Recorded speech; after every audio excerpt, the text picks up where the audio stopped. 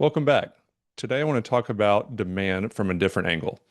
Not the fleet numbers or the OEM forecast, but the human behavior driving all of it.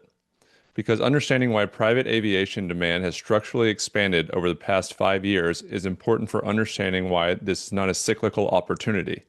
This is a permanent shift. Let's set the scene.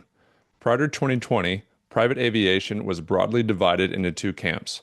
You had the large corporations, Fortune 500 companies with established flight departments, multiple aircraft, professional pilots on staff, and you had the ultra high net worth individuals, billionaires, major celebrities, a handful of exceptionally successful entrepreneurs. Everyone else flew commercial. That was just the accepted reality of how aviation worked. COVID changed that calculation for a very large and very wealthy cohort of people.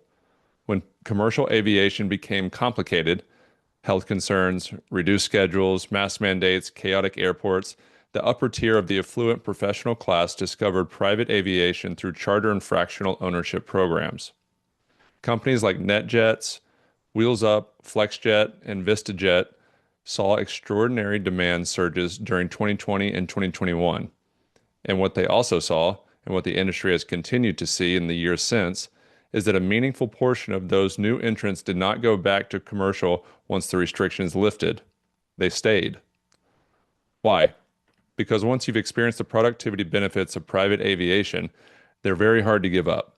On a commercial flight, you're subject to someone else's schedule, security lines, middle seats, delays, and the complete absence of privacy for sensitive business conversations.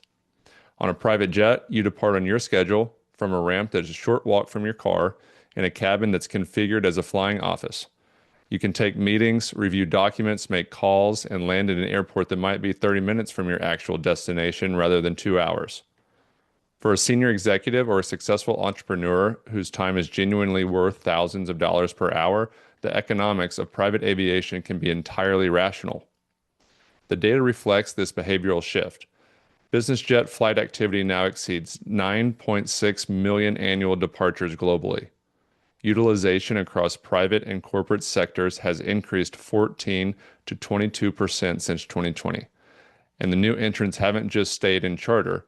They've graduated to fractional ownership, and a meaningful number have gone all the way to whole aircraft ownership. That's the most important step for the infrastructure thesis. The moment someone owns an aircraft, they need a home for it.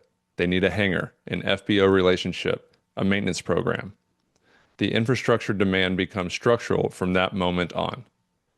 Now, who are these new whole aircraft owners? They're the founders and early employees of tech companies who have had liquidity events. They're private equity partners and hedge fund managers. They're family office principals with multi-generational wealth. They're executives who have received equity compensation packages that have put genuine wealth in their hands for the first time.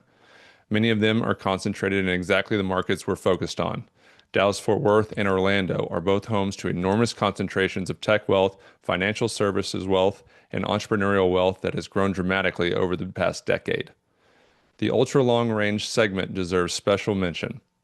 Long-range jets capable of 7,000 to 12,000 kilometers have seen demand increase by 28% in recent years. The global business jet fleet now operates in over 112 countries, and more than 68% of flights involve cross-border travel. The corporate world has become genuinely global in a way that makes point-to-point ultra-long-range flying a strategic necessity for the largest organizations. When a CEO needs to be in Dallas on Monday and London on Wednesday and Singapore on Friday, no commercial itinerary is going to work. A Global 7500 solves that problem, and the Global 7500 needs a home when it returns to Dallas or Orlando. That's the infrastructure demand we're building to serve.